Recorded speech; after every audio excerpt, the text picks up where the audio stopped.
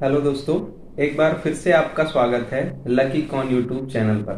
दोस्तों, संविधान की इस सीरीज में हमारा भाग 3 अर्थात मौलिक अधिकारों की चर्चा चल रही है। हमने पिछले वीडियो में शोषण के विरुद्ध अधिकार को जाना, जो कि अनुच्छेद 24 तक है। अब हम आगे बात करेंगे अनुच्छेद 25 से, जिसमें धार्मिक स्वतंत्रता का अधिकार दिया गया है। हमें 6 मौलिक अधिकार मिले हैं भाग 3 में संविधान के द्वारा, जिनमें से हम पहले मौलिक अधिकार अर्थात समता के मौलिक अधिकार को पढ़ चुके हैं। दूसरा मौलिक अधिकार है स्वतंत्रता का मौलिक अधिकार, जिसे भी हम पढ़ चुके हैं। तीसरा मौलिक अधिकार होता है शोषण के विरुद्ध मौलिक अधिकार, जिसे भी हम पढ़ चुके हैं। अगला मौलिक अधिकार है हमारा धार्मिक स्वतंत्रता का अधिकार, जिसे हम अनुच्छेद 25 से पढ़ना शुरू करेंगे और अनुच्छेद 28 तक पढ़ेंगे। तो चलिए एक एक करके देखते हैं अनुच्छेद वाइज। ये अनुच्छेद 25 है। ये अनुच्छेद हमें धार्मिक स्वतंत्रता की छूट देता है। अनुच्छेद 25 में जो संविधान में अक्षरशः लिखा है वो ये है कि अंतःकरण की स्वतंत्रता। आप अपने मन में किसी भी धर्म के प्रति आस्था रख सकते हैं। आप अपने मन में किसी भी ईश्वर के प्रति आस्था रख सकते हैं। आप अपने मन में अंतःकरण में निर्बाध रूप से, कोई आपको रोकेगा नहीं। आप अपने मन में यदि किसी विशेष व्यक्ति के लिए भी आस्था रखना चाहें तो आप रख सकते हैं। ऐसा करने से आपको ना कोई विशेष व्यक्ति ना कोई धर्म रोक सकता है। आपका ये मौलिक अधिकार है। अनुच्छेद 25 आपको ऐसा करने की पूरी आजादी देता है।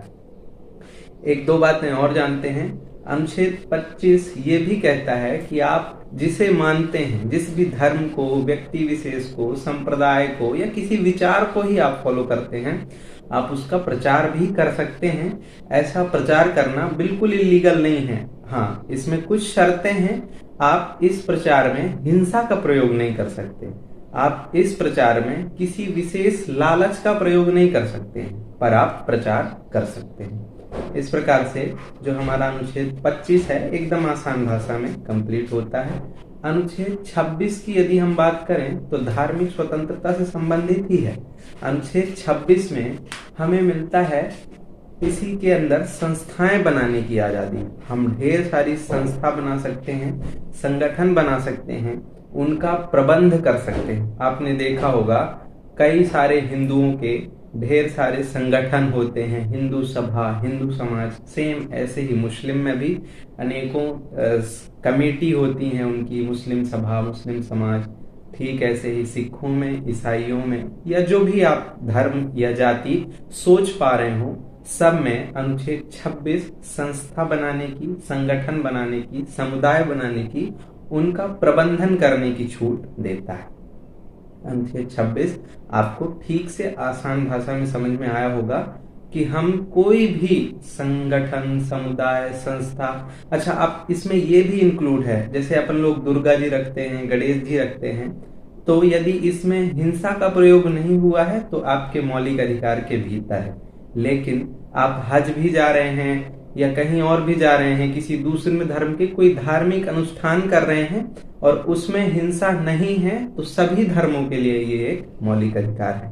अनुच्छेद 26 आपको इस प्रकार की छूटें देता है। अब हम बात करेंगे अनुच्छेद 27 की, जो कि स्वयं धार्मिक स्वतंत्रताओं से जुड़ा है। अनुच्छेद 27 कहता है कि जो आर्थिक मामले होते हैं धर्म से जुड़े हुए, आपने सुना होगा चंदा देना, ट्रस्ट देना, दान देना, इन सब का प्रबंधन करने की स्वतंत्रता अनुच्छेद 27 देता है। लेकिन उसमें एक बात स्पष्ट रूप से लिखी है कि आप किसी विशेष धर्म, किसी विशेष समुदाय के लिए किसी से जबरदस्ती नहीं मांग सकते हैं चंदा। हाँ, लेकिन मांग सकते हैं, ये स्पष्ट रूप से लिखा है, आपकी स्वतंत्रता है। आप अपने धर्म को, अपने संप्रदाय, अपने समुदाय को आगे बढ़ाने के लिए, उसका प्रचार प्रसार करने के लिए, उसमें और ज्यादा लोगों की आस्था बनाने के लिए आर्थिक प्रबंधन कर सकते हैं। कुछ टैक्स की छूट के बारे में दिया गया है कि यदि कोई धार्मिक संस्थान है, अनुसंधान है, एनजीओ है, कई सारी चीजें आप सुने होंगे, ट्रस्ट, आसान भाषा में यदि ट्रस्ट चल रहा है तो उसमें आर्थिक प्रबंधन की क्रिया की जा सकती है। ये सभी धर्मों के लिए, ना सिर्फ हिंदू मुस्लिम सिख, बाकी जो भी अपना धर्म, अपने विचार, अपने समुदाय समझता है विशेष रूप से सेपरेट, उन सबको ये छूट अनुच्छेद 27 देता है। आखिर में बात करेंगे अनुच्छेद 28 की। अनुच्छेद 28 थोड़ी सी चेतावनी दे के लिखता है कि ऐसा कोई भी संस्थान जो आंशिक या पूर्ण रूप से राज्य द्वारा पोषित हो, थोड़ी सी भाषा टेक्निकल हो गई, आसान भाषा में समझते हैं, ऐसा कोई भी स्कूल, कॉलेज, संस्था जिसका सरकारी काम है या जो सरकारी संस्था है उसमें किसी विशेष धर्म संप्रदाय की शिक्षा देना वर्जित है। आप सरकारी स्कूलों में किसी विशेष धर्म की शिक्षा नहीं दे सकते। लेकिन अनुच्छेद 28 के सब ऑर्डिनेट्स जो होते हैं, जो सब पार्ट्स होते हैं, अनुच्छेद 28 के भीतर अपवाद स्वरूप संशोधन करके कुछ विशेष बातें लिख दी गई हैं कि यदि कोई ऐसी विचारधारा है जो पूरे समाज के लिए लाभप्रद है तो सरकारी होते हुए भी आप उनमें शिक्षा दे सकते हैं। तो अनुच्छेद 28 एकदम स्पष्ट कर देता है कि यदि सरकार से पोषित है तो आप किसी विशेष धर्म के न कल्चर को अपना सकते हैं, जो एक प्रोफेशनल चीजें होती हैं उसे अपनाया जा सकता है। ना आप उसमें पगड़ी के लिए बैन कर सकते हो, न रेगुलर कर सकते हो कि लगाना ही है, ना आप उसमें दाढ़ी मूछ के लिए रेगुलर कर सकते हो, ना ही मना कर सकते हो। ये लोगों पे डिपेंड करता है जिसको जैसे आना हो। फिर भी एक प्रोफेशनल कॉस्ट्यूम होता है, एक प्रोफेशनल ड्रेसअप होता है, उसे पहन के सभी सरकारी संस्थाओं में, कार्यालयों में, स्कूलों में जाने की कानूनी व्यवस्था की गई है। तो आशा करता हूं कि आपको धार्मिक स्वतंत्रता से संबंधित अनुच्छेद 25, 26, 27 और 28 एकदम क्लियर हो गए होंगे। लास्ट में आप लोगों के लिए एक सवाल है। हमारे देश के बहुत प्रसिद्ध यूनिवर्सिटी है BHU और मुस्लिम यूनिवर्सिटी, अलीगढ़ मुस्लिम यूनिवर्सिटी, इन विश्वविद्यालयों का नाम धार्मिक नाम पर है। ऐसा क्या लीगल है या नहीं? अपने सोर्सेस से पता लगाएं कि ऐसा करना लीगल है या नहीं, या हमारे संविधान के खिलाफ है या नहीं। आपके जवाब का हमें इंतजार रहेगा। इस वीडियो में धार्मिक स्वतंत्रता का अधिकार पूरा होता है।